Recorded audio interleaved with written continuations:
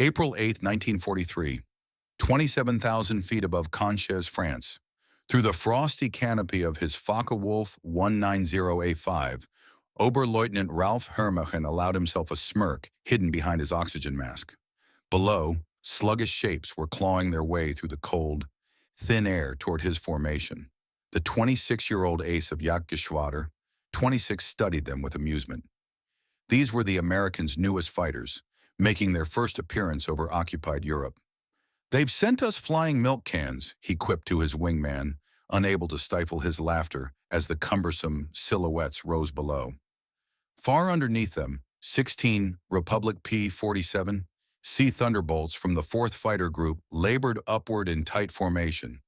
Their 2,000 horsepower Pratt and Whitney R-2800 double wasp engines straining to lift nearly 7 tons of aircraft into the high sky. To Luftwaffe pilots accustomed to the sleek Spitfire or nimble Soviet designs, the American planes looked like a bad joke. Rotund fuselages capped with bulbous canopies, stubby wings seemingly too small to lift their bulk, and giant propellers that dwarfed anything the Germans flew. Yet what Herrmann didn't realize, what none of the Luftwaffe pilots circling like predators overhead could have possibly guessed, was that they were looking at the machine destined to dismantle their fighter arm piece by piece. Within a year and a half, those flying milk cans would turn from a laughing matter into airborne nightmares.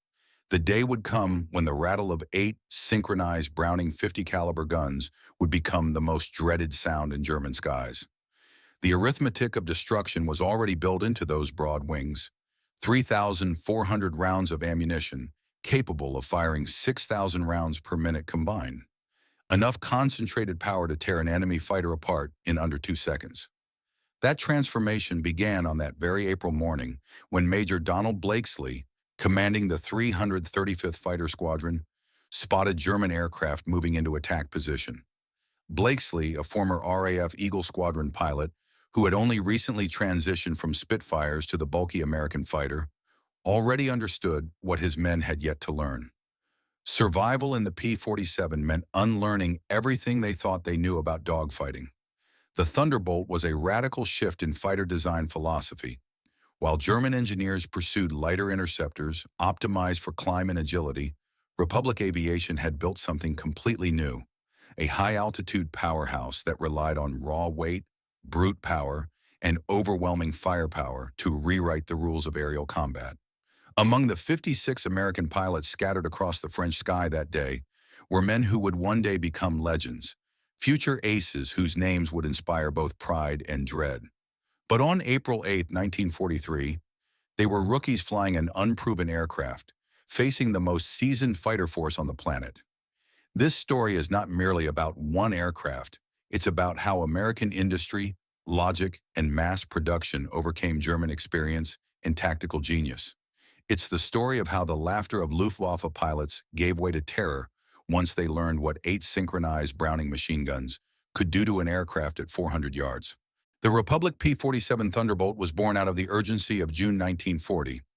As German fighters dominated the skies over France, Alexander Kartveli, the Georgian-born chief designer at Republic Aviation, received frantic orders from the U.S. Army Air Corps. America needed a high-altitude interceptor capable of matching the Luftwaffe's finest. What Kartveli produced instead was something far beyond their request, a flying powerhouse that would redefine what a single-engine fighter could be. "It will be a dinosaur," Kartveli warned his engineers, "but a dinosaur with perfect proportions." When the XP-47B prototype first lifted off on May 6, 1941, it stunned everyone who saw it. Weighing in at 9,900 pounds empty, around 65% heavier than its predecessor, the P-43 Lancer, the massive prototype looked almost comically overbuilt. The intricate turbo-supercharger system, with its maze of ducts running through the rear fuselage, gave it an oddly pregnant profile. Pilots who approached the machine for the first time often ask the same question: does this thing really fly? Not only did it fly, it soared like nothing else at altitude. Its Pratt & Whitney R-2800 double wasp engine, an 18-cylinder radial producing 2,000 horsepower, maintained full strength at 27,000 feet, an altitude where German engines gasped for breath. Thanks to its turbo-supercharger, fed by exhaust gases, the P-47 could deliver sea-level power in the stratosphere, where conventional engines choked. Major Hubert "Hub" Zemke, who commanded the 56 Fighter Group training at Bridgeport, Connecticut, initially despised the plane. Between September 1942 and January 1943, his unit lost 18 pilots and 41 aircraft in accidents. The P-47 seemed to kill more Americans in training than Germans would in combat. It ground-looped easily on landing, torque rolled violently on takeoff, and dove so fast that pilots discovered a deadly new phenomenon: compressibility, where control surfaces froze as shock waves formed over the wings. But those who learned to tame the beast uncovered something extraordinary.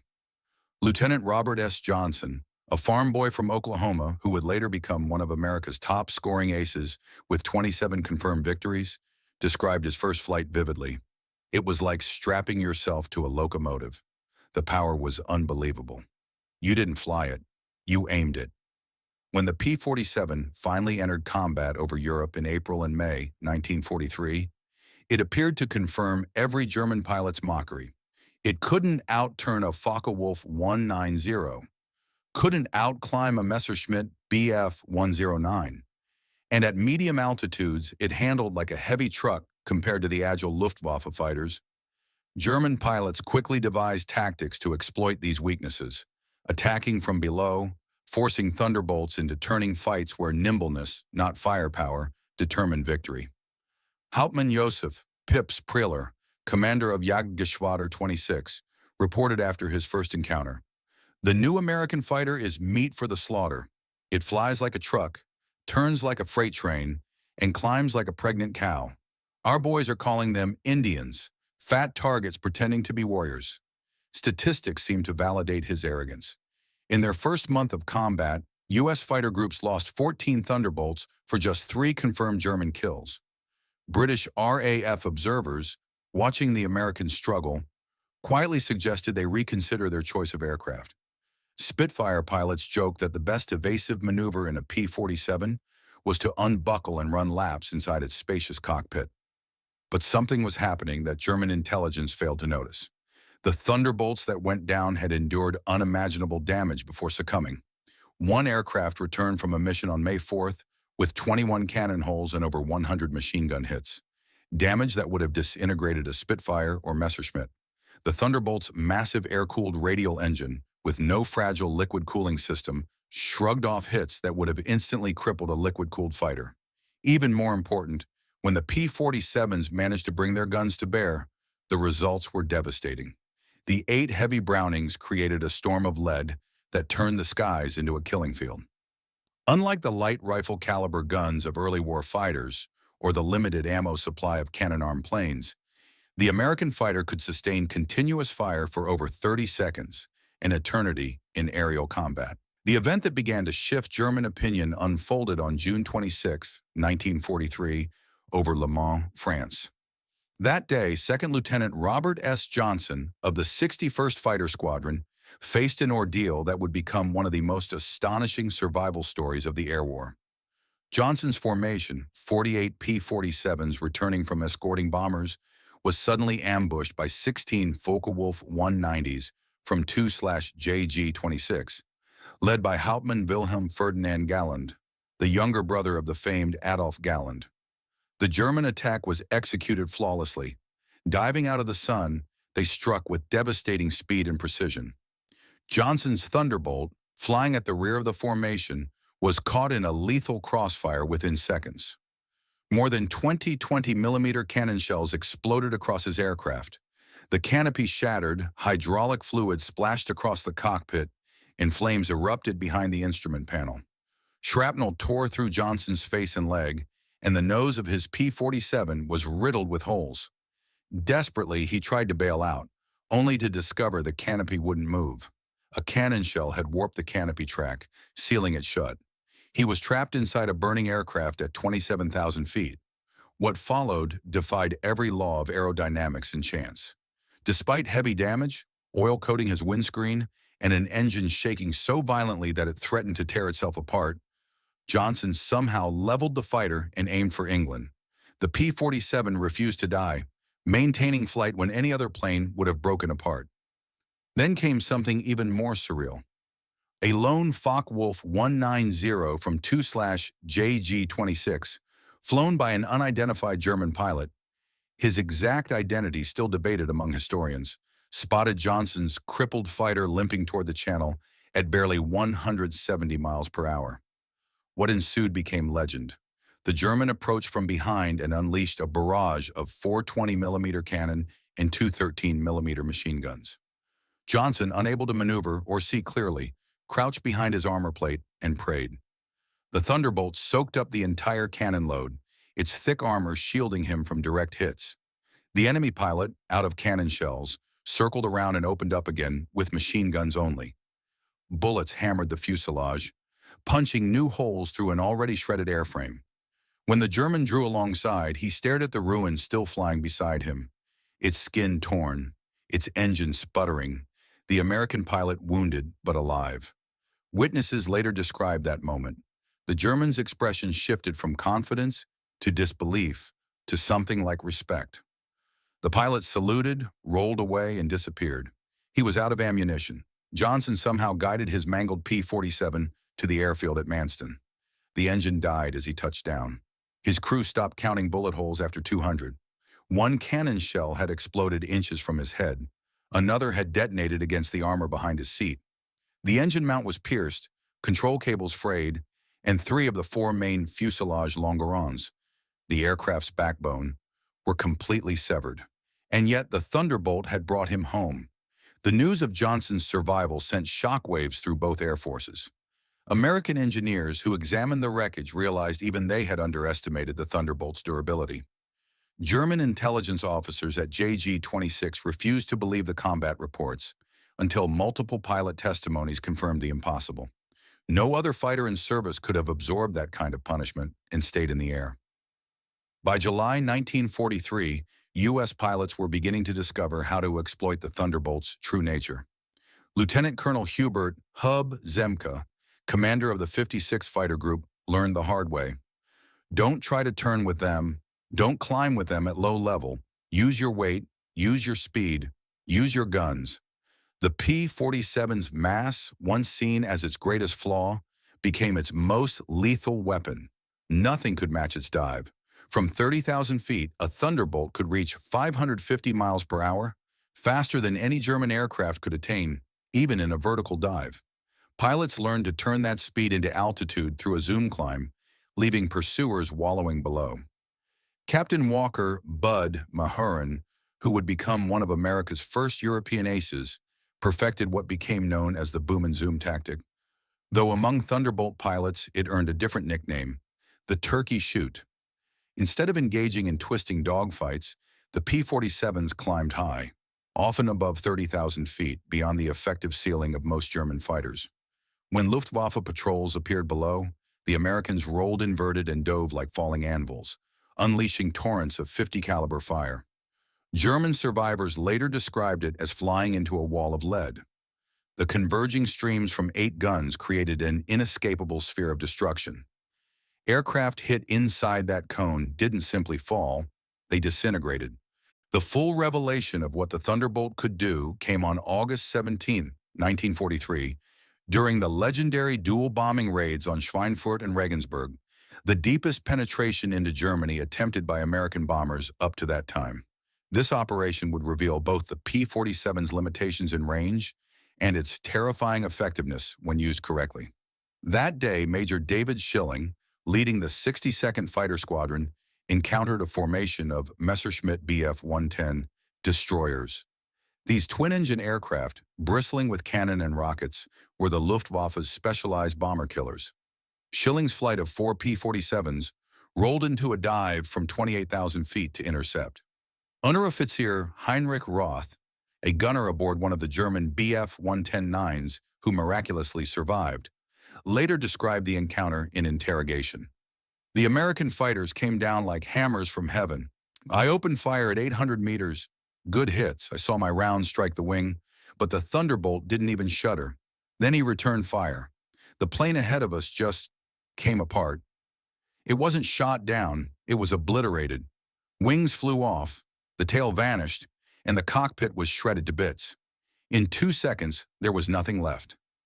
In less than a minute, 8 Bf-110s were destroyed. The Luftwaffe had never before faced such concentrated, sustained firepower. Each Thunderbolt carried 425 rounds per gun, 3,400 in total, nearly 900 pounds of ammunition. At the typical convergence distance of 300 yards, the ballistic paths of all 8 guns overlapped into a 6-foot sphere of destruction. Inside that space, an aircraft faced roughly 100 half-inch projectiles per second, each traveling nearly 2,900 feet per second. This wasn't just firepower, it was industrial power turned into a weapon. While German fighters were limited to 120 to 200 rounds for their 20mm cannons, American pilots could hold the trigger for over half a minute. Their standard ammunition load mixed armor-piercing incendiary tracer, and ball rounds, formulated to both penetrate and ignite. Lieutenant Colonel Francis "Gabby" Gabreski, who would go on to become the top American ace in Europe with 28 victories, recalled the effect vividly. When you hit them with all 8, they don't just go down, they explode. I saw a 109 cut clean in half. The tail went one way, the wings another. The pilot never had a chance. By September 1943, the Luftwaffe was learning a grim truth. The higher the fight, the deadlier the Thunderbolt became.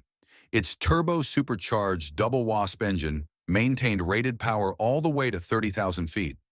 Meanwhile, German fighters, dependent on single or two-stage mechanical superchargers, saw performance drop drastically above 25,000 feet. Oberleutnant Hans Philipp, one of Germany's most celebrated aces with 206 victories, discovered this the hard way and fatally on October 8, 1943.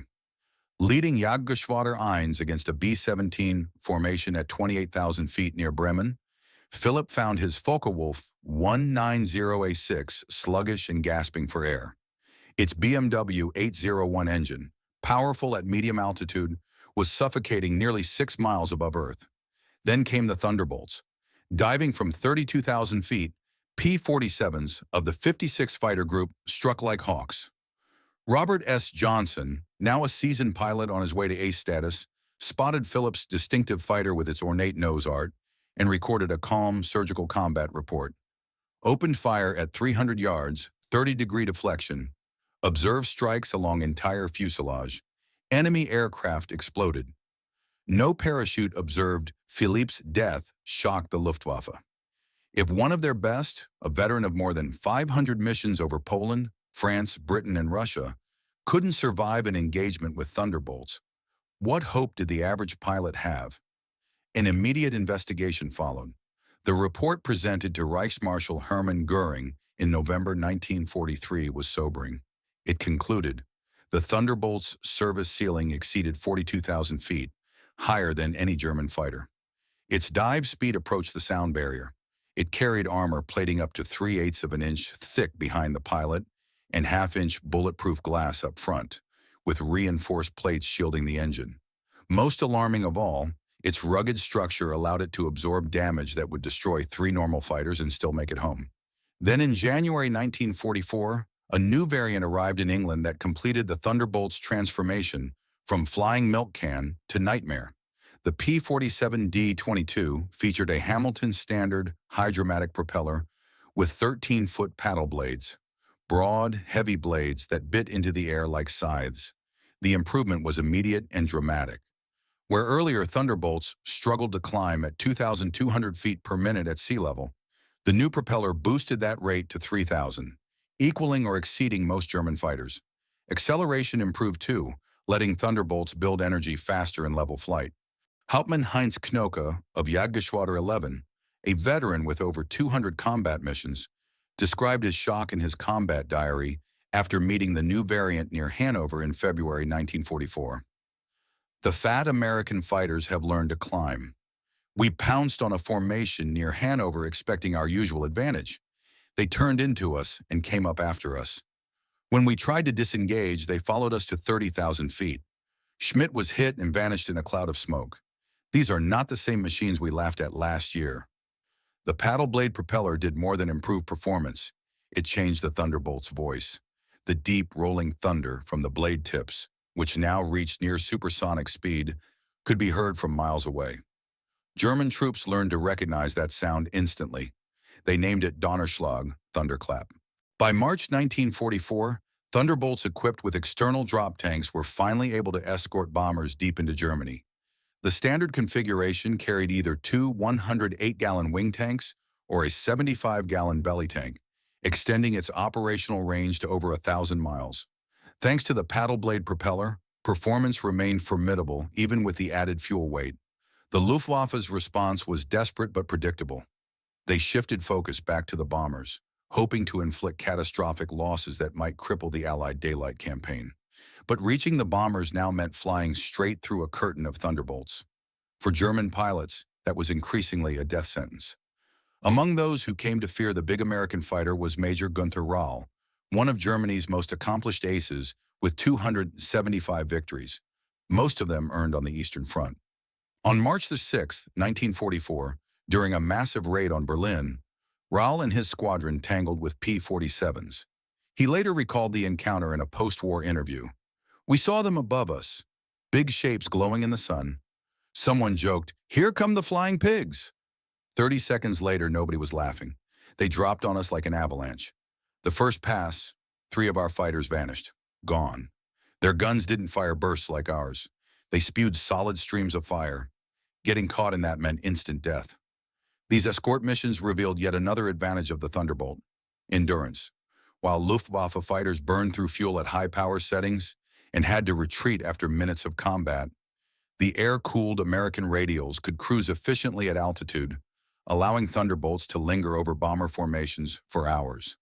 They rotated between high and low cover, maintaining protective layers until the formation safely turned for home, and still had enough fuel left for combat if needed. As P-51 Mustangs began arriving in larger numbers that spring, they took over the longest-range escort duties. The P-47s, in turn, began to specialize in a new role, one that would soon make them the most dreaded aircraft in the German arsenal: fighter bombers. This transformation accelerated in April 1944, as the Allies prepared for the invasion of France. The Thunderbolt's 8 heavy machine guns, originally meant for air combat, proved devastating against ground targets. Armor-piercing incendiary rounds could rip through the thin top armor of tanks and vehicles, while soft-skinned trucks or troop columns were reduced to rubble in seconds. A 2-second burst could send 160 half-inch slugs into a space the size of a truck. But it wasn't just the guns anymore. Engineers had turned the Thunderbolt into a multi-role attack monster. The D-25 variant could carry 2 1,000-pound bombs under its wings and a 500-pounder beneath the fuselage, a payload equal to that of early war medium bombers. Later versions added mounts for 10 5-inch high-velocity aircraft rockets, HVARs, each roughly equivalent in explosive power to a 105mm artillery shell. Oberst Hans von Luck, commanding officer of the 125th Panzer Grenadier Regiment during the Normandy campaign, described what it felt like to face the P-47's wrath. "They came in so low you could see the pilots' faces. The sound was unbearable. Engines screaming, rockets howling, and then the hammering of their machine guns. A whole column of trucks, 20 vehicles, was wiped out in a single pass. The psychological effect was devastating. We called them Jabos, fighter bombers. But these were more than that. They were flying artillery, and every pilot was a marksman." Then came June 6, 1944, D-Day. That morning, the Luftwaffe discovered just how completely the balance of air power had shifted. Over 500 P-47 Thunderbolts patrolled the skies above Normandy, forming a wall of steel that no German aircraft could penetrate. Oberleutnant Wolfgang Fischer of Jagdgeschwader, one of only 3 German pilots to reach the invasion beaches that day, recalled, "The sky belonged to the Americans. Thunderbolts were stacked from sea level to 30,000 feet. We tried to break through at dawn. 12 fighters took off from our group. I was the only one who returned. You couldn't climb above them. You couldn't dive beneath them. Their guns shredded us into pieces. It was raining aluminum." In the weeks following D-Day, P-47 systematically annihilated German supply lines and troop movements in broad daylight. The destruction was staggering. In June alone, the Ninth Air Force's Thunderbolts claimed 651 locomotives, 3,847 trucks, 512 armored vehicles, and 4,553 horse-drawn wagons destroyed. German logistics collapsed. The Wehrmacht was forced to move only at night, severely restricting their mobility and their ability to respond to Allied advances. The Luftwaffe tried everything: heavier armor on vehicles, denser anti-aircraft fire, new camouflage techniques, but nothing worked. The Thunderbolt's combination of speed, armor, and sheer destructive power made it virtually unstoppable. Even the feared 88mm flak guns struggled to track them at the blistering low-altitude speeds they flew. While P-47s were tearing Europe apart, another front was revealing their adaptability: the Pacific theater. There, too, the Thunderbolt proved itself beyond expectation. While the Thunderbolt was devastating Europe, it was also proving its worth on the other side of the world. In the Pacific theater, the P-47's toughness and range were perfectly suited to the vast distances and brutal conditions of the campaign. The 348th Fighter Group, operating from the steaming jungles of New Guinea, quickly discovered that the qualities that made the aircraft ungainly in Europe made it unstoppable in the Pacific. Colonel Neel Kearby, commander of the 348th, developed aggressive new tactics for the theater.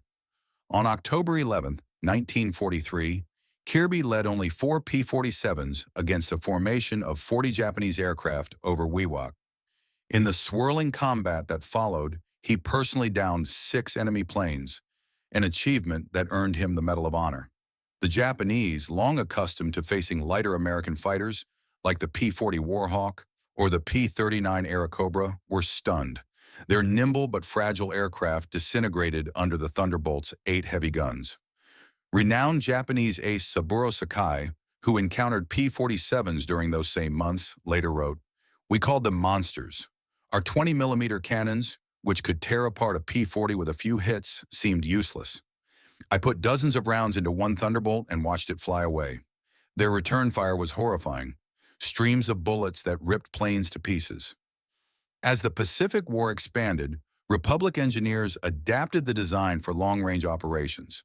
The P-47N, created specifically for the Pacific, carried enormous wet-wing fuel tanks, 93 gallons in each wing, extending its range to more than 2,300 miles. With this variant, Thunderbolts could escort B-29 Superfortresses all the way to Japan and back. The stubby, short-legged fighter of 1943 had evolved into a strategic range aircraft. Perhaps the ultimate proof of the Thunderbolt's evolution came when it met the Luftwaffe's most advanced weapon, the Messerschmitt Me-262 jet. On paper, the jet should have been untouchable: 540 miles per hour, faster than anything with a propeller could hope to match. But Thunderbolt pilots discovered 2 critical weaknesses. Jets were vulnerable during takeoff and landing, and they bled speed quickly in combat turns. On November 27, 1944, Lieutenant Colonel John C. Meyer of the 352nd Fighter Group proved it. Diving from 28,000 feet, his P-47 reached nearly 500 miles per hour, fast enough to catch a jet in level flight. The Me-262 pilot, confident in his superior speed, never saw Meyer until it was too late. Meyer's combat report was chillingly precise. "Open fire at 400 yards. The enemy aircraft disintegrated under fire. Both engines and large fuselage sections separated. The pilot did not escape. 8.50 caliber guns firing together could shred even a jet-powered target. Their concentrated impact proved deadlier than anyone had predicted." By early 1945, new P-47M variants were being deployed specifically to hunt German jets and V-1 flying bombs. With water methanol injection boosting output to 2,800 horsepower and cleaner aerodynamics, these machines could reach 470 miles per hour at 30,000 feet, fast enough to intercept jets in the right conditions. Major George Bostwick, commander of the 63rd Fighter Squadron, shot down 2 Me-262s in March 1945. His report emphasized the Thunderbolt's trademark advantage: the jets are faster, but they can't turn and they can't take hits. One good burst from our guns and they come apart like paper. They must slow down to attack bombers. That's when we get them. The true measure of America's industrial power came on January 1st, 1945, during Operation Bodenplatte. The Luftwaffe's desperate attempt to cripple Allied air power by striking forward airfields in Belgium and the Netherlands. At Y-34 Airfield near Metz, home of the 365th Fighter Group's Thunderbolts, the initial German attack succeeded. Enemy fighters destroyed 22 P-47s on the ground, along with several other aircraft. One captured German pilot, brought to the American command post, sneered and asked, "So, what do you think of that?" Major George Brooking pointed to ground crews already clearing debris and replied evenly, "By tomorrow we'll have 40 new ones. How long will it take you to replace your pilots?" The Germans' grin faded. Within 48 hours, fresh P-47 D-40 Ursas were arriving from depots in England. Across all airfields hit that day, the Luftwaffe lost 271 aircraft and 213 pilots, many of them irreplaceable instructors and squadron leaders. American losses totaled 134 planes, all replaced within a week. The statistics told the story. Germany was bleeding talent it could never recover, while the United States simply built more. By this stage of the war, the numbers themselves were overwhelming. Republic Aviation had produced 15,683 Thunderbolts, more than any other American fighter.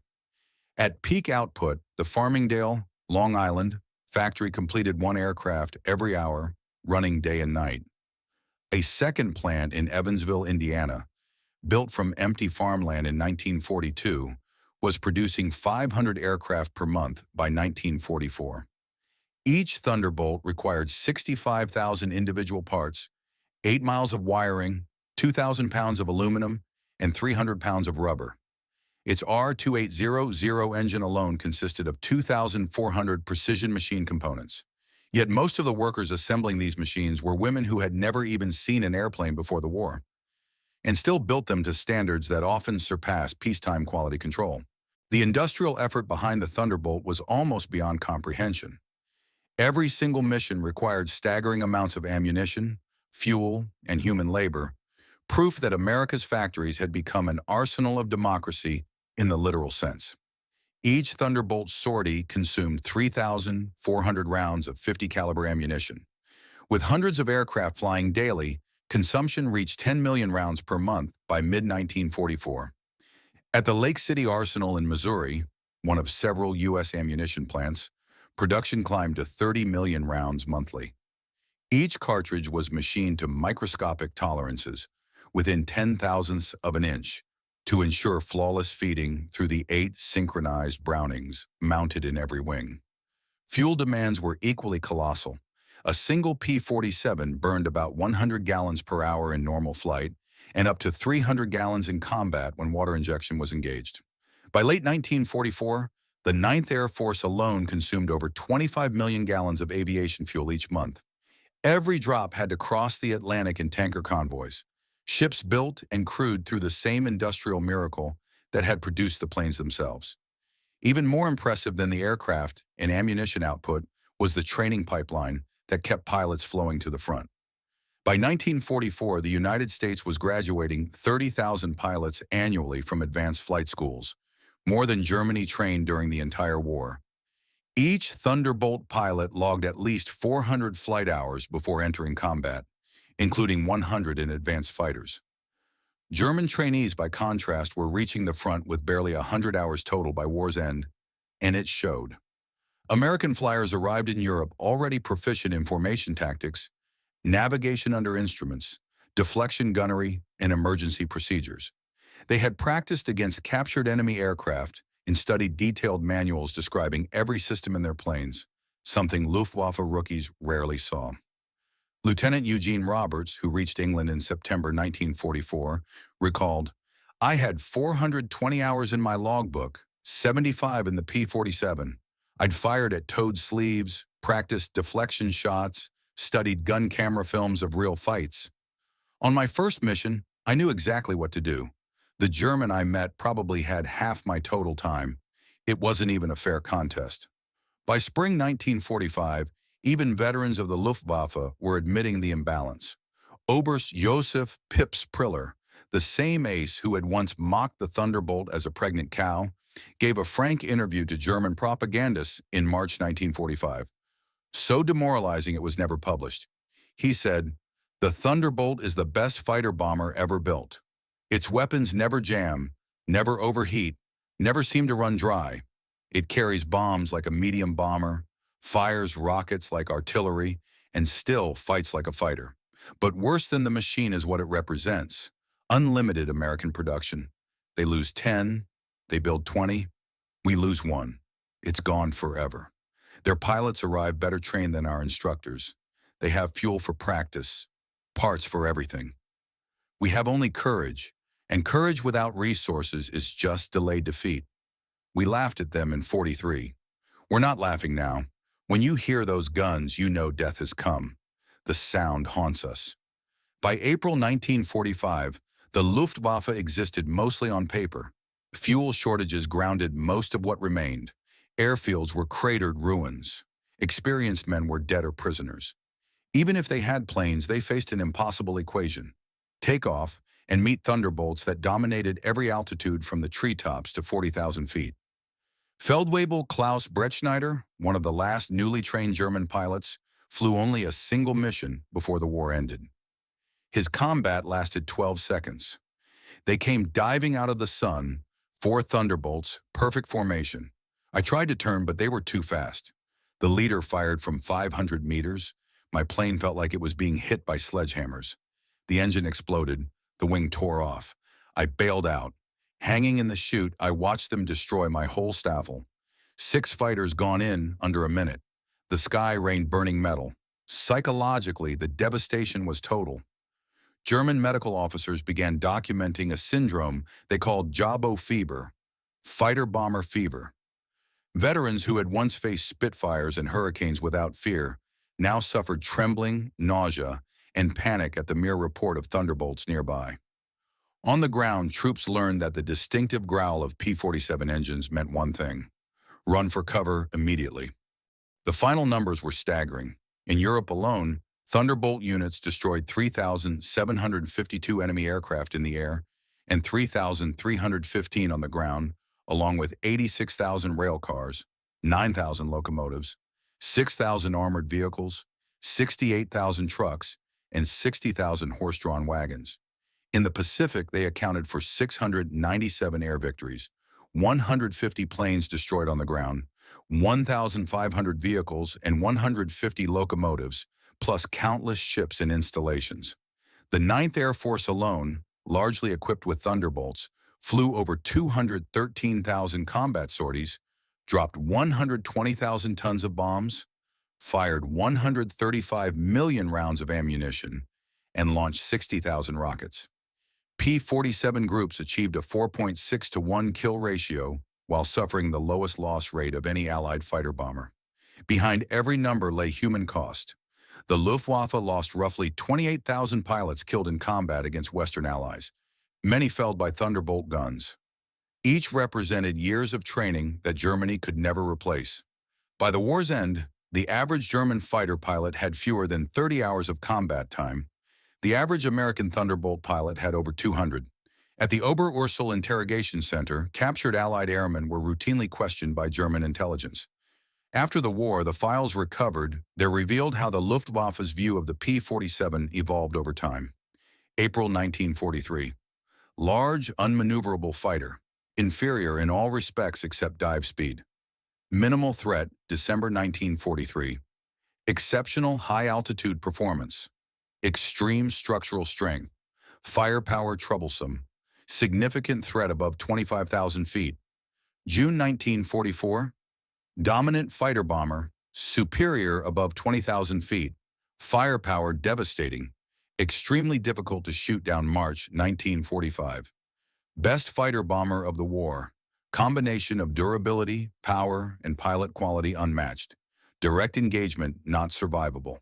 In 1985, 4 decades after the guns fell silent, veterans from both sides gathered under the warm Arizona sun for a reunion in Phoenix. German and American fighter pilots, once mortal enemies, now met as old men sharing stories. Among them was General Lieutenant Adolf Galland, the former head of the Luftwaffe's fighter command. When asked about the Thunderbolt, his answer, captured on video, summed up the entire transformation of perception. "In 1943, we made a terrible mistake," Galland admitted. "We looked at this huge, clumsy fighter and laughed. The Americans don't understand air combat," we said. "They built a bomber and called it a fighter." But it was we who misunderstood. The Americans hadn't built a European fighter at all. They built an American one, a machine born from their industry, designed for power, endurance, and sheer firepower. And in a war of attrition, the airplane that could take punishment and still hit hard would always win. They were right, Galland later described flying a captured Thunderbolt after the war. The power was unbelievable. It climbed as if it were falling upward. The cockpit was comfortable, the visibility excellent, the controls solid and precise. It was a pilot's aircraft wrapped in armor. But what impressed me most wasn't how it flew. It was realizing that America had built over 15,000 of these complex machines while fighting a two-ocean war. Each one had an engine more complicated than anything we made, and they built them faster than we could build simple fighters. That's when I knew. We never had a chance. He smiled faintly and added one final memory. We called its guns Roosevelt's piano, because of the sound they made. Once you heard that music, you never forgot it. Many of my friends heard it for the last time. In the end, the Thunderbolt hadn't just defeated the Luftwaffe, it had erased it. The P-47 embodied the American industrial philosophy perfectly. Brute force engineering, supported by limitless production. Everything about it was oversized. Its wings, engine, propeller, and armor. The wing spars could handle over 40,000 pounds, 3 times its loaded weight. The engine mount was rated for 12 Gs of stress. Even its control systems had redundant cables and automatic backups. The ammunition feed was an engineering marvel. 8 individual boxes, each holding 425 rounds, driven by electric motors to prevent jams during violent maneuvers. The guns were electrically heated to keep them firing at freezing altitudes. Every gun had its own charger and could be independently synchronized. Pilots could even adjust the convergence of their guns, from 150 to 400 yards, to match their preferred engagement range. Critics after the war sometimes claimed that the Thunderbolt had won through numbers, not quality, that German aircraft were technically superior, but overwhelmed by sheer production. But combat records told a different story. In engagements where numbers were roughly equal, the Thunderbolt consistently came out on top. Its 8 Browning machine guns, once dismissed as inferior to cannon, proved deadlier in practice. Analysis of gun camera footage later revealed why. Cannon shells, though more explosive, were few in number and demanded perfect accuracy. The P-47's wall of bullets formed a probabilistic storm, guaranteed hits even with imperfect aim. At typical engagement ranges, a 2-second burst meant at least 20.5 zero-caliber rounds striking a single fighter-sized target, enough to rip it apart. The American armor-piercing incendiary ammunition was also superior. Its delayed action fuse allowed penetration before detonation, while the incendiary core burned at over 3,000 degrees Fahrenheit, hot enough to ignite an aircraft's aluminum frame. German 20mm shells, while heavier, often burst on the surface. Spectacular, but frequently superficial. The Thunderbolt remained the heaviest single-engine piston fighter ever mass-produced. Its empty weight, over 10,000 pounds, exceeded the total loaded weight of many twin-engine designs. Its engine produced more power than entire bomber formations of World War I. Its 8 guns delivered more destructive energy than an infantry squad could unleash.